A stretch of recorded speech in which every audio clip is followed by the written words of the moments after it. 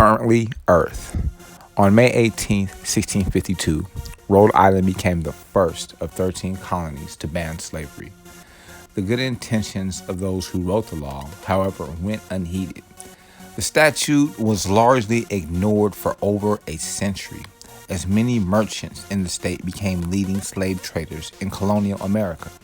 The act read, whereas it is a common course practice amongst English men to buy Negroes, to that end they have them for a service or slave forever, let it be ordered, no black, mankind, or white being forced by covenant bond or otherwise to serve any man or his assignees longer than 10 years or until they come to be 24 years of age, if they be taken in under 14, from the time of their coming with the liberties of this colony. According to historians, the law only applied to Providence and Warwick and banned lifetime ownership of slaves. The law essentially allowed for indentured servitude, which permitted ownership for a period of 10 years.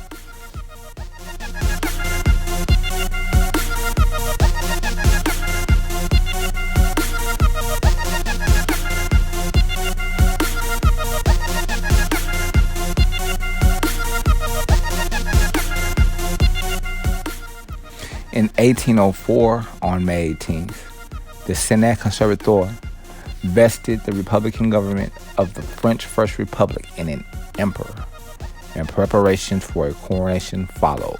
Napoleon's popularity amongst the French citizens may be comparable in rank to Franklin D. Roosevelt's popularity during his era amongst our country's citizens. There is a consensus that Napoleon's motivations for the abrupt and approved takeover were to gain prestige in international royalist and Catholic circles and to lay the foundation for a future dynasty.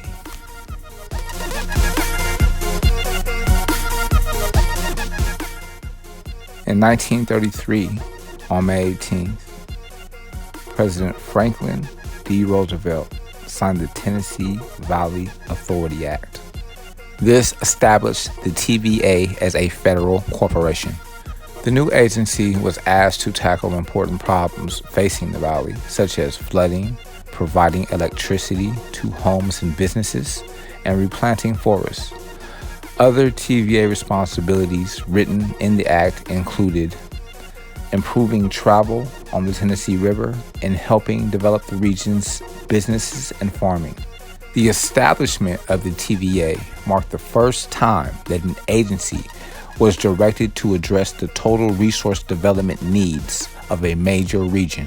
The TVA was challenged to take on, in one unified development effort, the problems presented by devastating floods, badly eroded lands, a deficient economy, and a steady out-migration.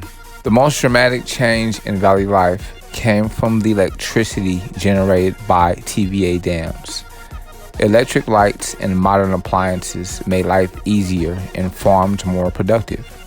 Electricity also drew industries to the region, providing desperately needed jobs. Today, the TVA is the largest public power company in the United States. The agency also carefully runs the nation's fifth largest river system in order to control flooding, make rivers easier to travel, provide recreation, and protect water quality. As a federal public power corporation, the TVA serves about 80,000 square miles in the southeastern United States. This area includes most of Tennessee and parts of 6 other states: Alabama, Mississippi, Kentucky, Virginia, North Carolina, and Georgia. TVA's facilities for generating electric power include 29 hydroelectric dams, a pump storage plant, 11 coal-fired plants, 3 nuclear plants, and 4 combustion turbine installations. These facilities provide over 27,000 megawatts of dependable generating capacity. TVA typically produces more than 130 billion kilowatt hours of electricity a year, making it the largest electricity power producer in the country. TVA provides electric power to 160 local, municipal, and cooperative power distributors through a network of about 17,000 miles of transmission lines.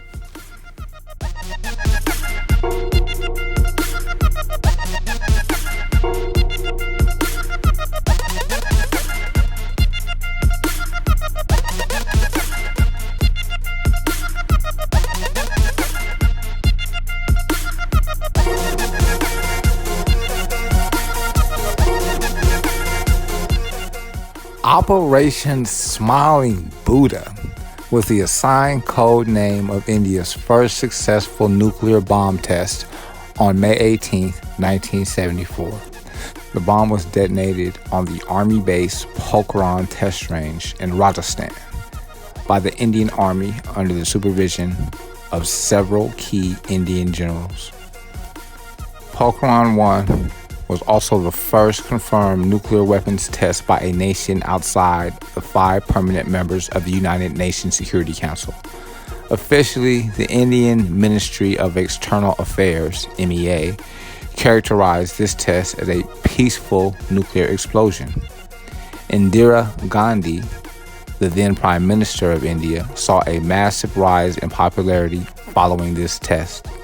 After this, a series of nuclear tests were carried out in 1998 under the name Pokhran 2.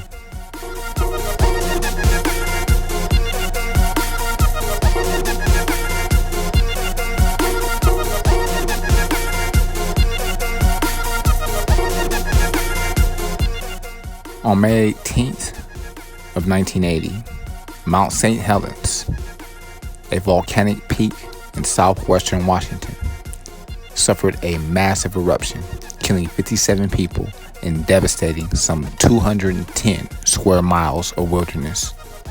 Mount St. Helens had erupted periodically during the last 4,500 years, and the last active period was between 1831 and 1857.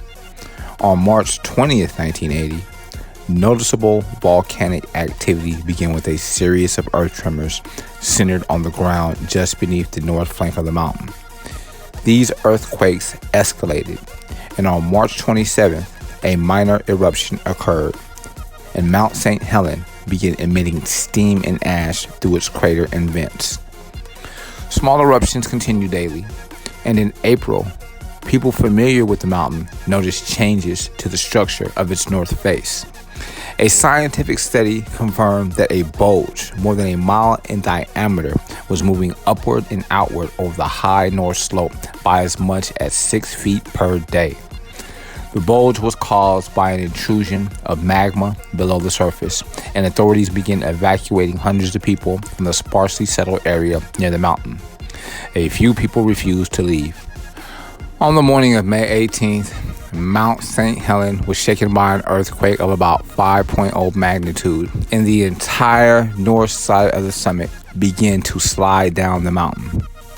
The giant landslide of rock and ice, one of the largest recorded in history, was followed and overtaken by an enormous explosion of steam and volcanic gases, which surged northward along the ground at high speed. The lateral blast stripped trees from most hill slopes within 6 miles of the volcano and leveled nearly all vegetation for as far as 12 miles away. Approximately 10 million trees were felled by the blast. The landslide debris, liquefied by the violent explosion, surged down the mountain at speeds in excess of 100 miles per hour. Ash from the eruption fell on northwest cities and towns like snow and drifted around the globe for 2 weeks. 57 people, thousands of animals, and millions of fish were killed by the eruption of Mount St. Helens. By late in the afternoon of May 18, the eruption subsided, and by early the next day, it had essentially ceased. Mount St. Helens volcanic cone was completely blasted away and replaced by a horseshoe-shaped crater. The mountain lost 1,700 feet from the eruption. The volcano produced 5 smaller explosive eruptions during the summer and fall of 1980 and remains active today. In 1982, Congress made Mount St. Helens a protected research area. Mount St. Helens became active again in 2004. On March 8, 2005, a 36,000-foot plume of steam and ash was expelled from the mountain, accompanied by a minor earthquake. Another minor eruption took place in 2008. Though a new dome has been growing steadily near the top of the peak and small earthquakes are frequent, scientists do not expect a repeat of the 1980 catastrophe anytime soon.